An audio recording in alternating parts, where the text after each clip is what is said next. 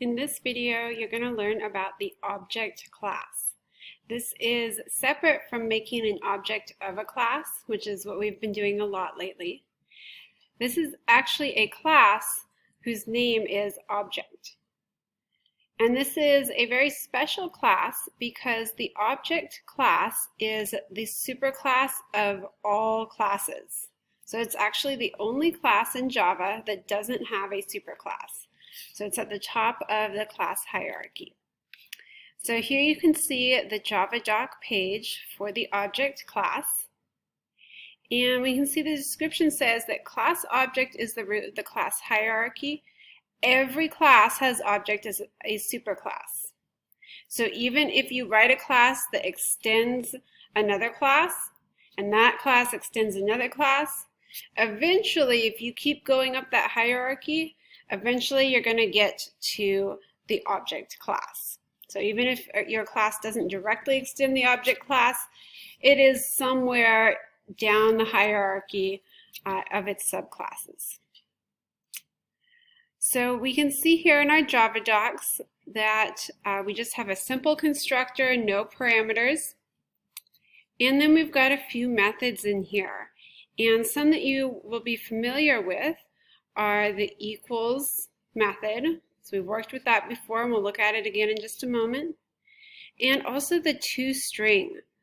So remember, toString is called automatically whenever you print an object. You can also call it explicitly in other settings. So those are both showing up on your quick reference. So they are important on the AP exam. So I'm going to switch here to our quick reference. And if we go down to the bottom, you'll see the object class is listed here, and both the equals and the toString methods are here. All right, so let's look at what this means in practice for the object class to be the superclass at the root of the hierarchy of classes. All right, so here we have an example REPL, and in here we've got a class called myClass with a single integer field, and then a constructor that sets that. And we'll come to this equals method later, but for now I'm just leaving it commented out.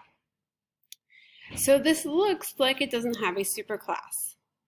But in fact, Java automatically adds in here, if you don't write extends for your class, this is what Java adds in automatically. So whenever you don't see that a class extends something, this text is sort of implicitly there. It's invisible, but it's there. So every class actually extends object. Because if it's extending another class, so maybe you had myClass2 and myClass extends that, eventually you get to some class that doesn't extend something, and that class extends object. So that's added in. If you like to write it and make it explicit, you can, but just know that even if it's not there, Java adds that in. Which means since we are extending a class, there is also an implicit super right here. So again, even if you don't write it, it's going to be added in for you. And that's fine that you don't write it. In fact, it's very common not to write it when we don't write extends up here in the class declaration, because our object class constructor has no parameters. And so that default call to super here is just fine. We don't need to put any parameters there. But again, if you want to write it and make it explicit, you can. All right, so what does that mean for when we make objects of myClass?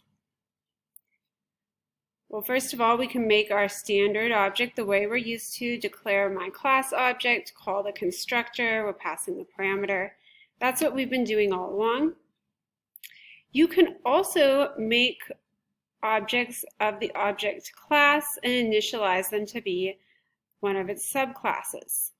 So O2 is declared as an object of the object class, but it's initialized as myClass, and again, that's okay because myClass extends object. So O2 is polymorphic. It passes the ISA test for myClass and for the object class.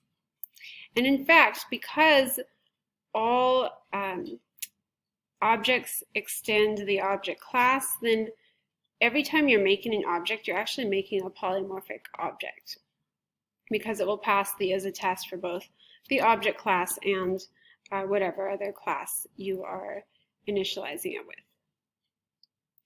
So once we've made our objects, then we can start to call methods on them. And O1, which remember is just our regular myClass object, we can call toString, even though we didn't write toString in myClass. It inherits all of the methods from the object class, which includes toString. So that's one of the reasons why Java does this and forces every class to extend the object class or be somewhere in its subclass hierarchy, is then we can call toString on every single object. And the default implementation that's in the object class for toString is this one that you're used to seeing, where it just prints the name of the class and then this sort of weird representation of the memory address where the object is stored. So we can do that for both of these objects. And then we can also call equals, which again, we did not implement in myClass, right? It's commented out, so that's not actually counted as part of the code. But in the object class, there is an implementation of equals, so we can call it here. And the default implementation is just to check the memory addresses of the objects. If they're the same, it returns true, and if they're different, it returns false. So since we have two completely separate objects stored at different places in the computer's memory, this returns false. Now we can override either or both of those methods or any other method in the object class. So I'm going to go ahead and do that now with the equals method. So I'm going to uncomment this section of the code. And to override the equals method, we have to copy exactly the method declaration from the object class. So come over here to our documentation. We find the equals method here. Return type is Boolean, name is equals. It has a single parameter of type object. So that's really important. We have to leave this as type object when we write our override method. So here we have this public Boolean equals object obj. And then we go ahead and implement this. And so the first thing we do is just check if our parameter is null, then there's no way that it could be equal to any instantiated objects. So we just return false. Our next step is to check if the object that was passed to our equals method is even of the same type as the object that we called this equals method on. So we're using this instance of operator to check if our parameter is an instance of my class. If it's an instance of some other class, then it can't be equal to my class object. So this instance of operator is not something that you'll see on the AP test. You don't actually need to know it, but it is good practice just for Java programming in general to do this check to make sure that your parameter is an instance of your class before you cast it. So a lot of times in the AP test, they'll leave this check out and just assume that the parameter is an instance of my class, and then go ahead and cast it, which you can see here.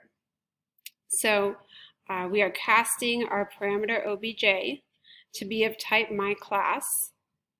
So remember, it was declared as type object up here. Now we're casting it to be of type my class so that we can access my field. If we didn't do this cast and we just said obj.myfield, we would get a compiler error saying there is no my field field for objects of the object class. So we have to cast it, then we can access the field and compare it to the value of the field for the object that we called it on. So this dot is the object that we called our equals method on. Finally, if our parameter is not an instance of my class, we just return false. All right, so back in main, now that we have overridden equals, we can see that this is going to print true because both of the objects have the value 3 for their field. So We can see that right here. All right, so object as the superclass means that every class, if we don't say explicitly that it extends something, Java adds that extends statement here. It adds in the implicit super at the beginning of the constructor, and then your class will inherit all of the methods from the object class, and it can override them if you want to.